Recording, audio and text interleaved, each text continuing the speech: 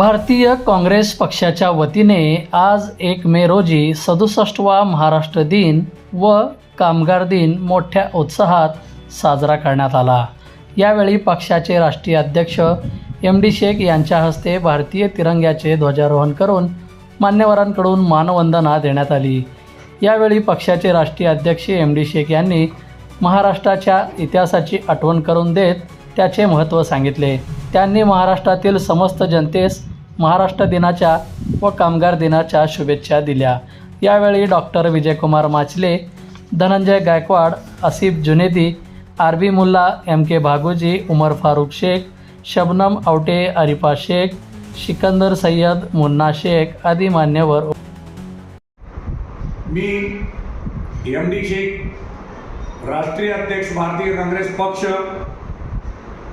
तसेच RB मुल्ला आणि आमचे धनंजय गायकवाड आज महाराष्ट्र राज्याचा स्थापना दिवस। आजच्या दिवशी महाराष्ट्र राज्यामध्ये सन 1960ला महाराष्ट्र दिनाची स्थापना झाली।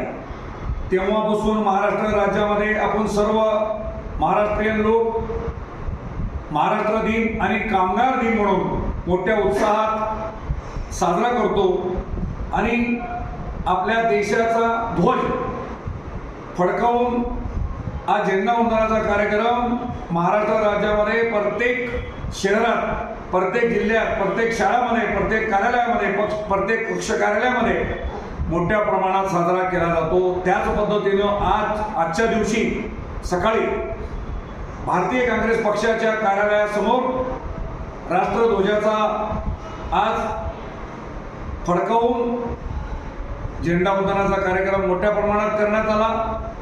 मी महाराष्ट्र राज्यातील सर्व हिंदू, मुस्लिम, शीख, ईसाई सर्व धर्मीय लोकांचं आज महाराष्ट्र दिन आणि कामगार दिनाच्या त्या सर्वांना हार्दिक शुभेच्छा देतो।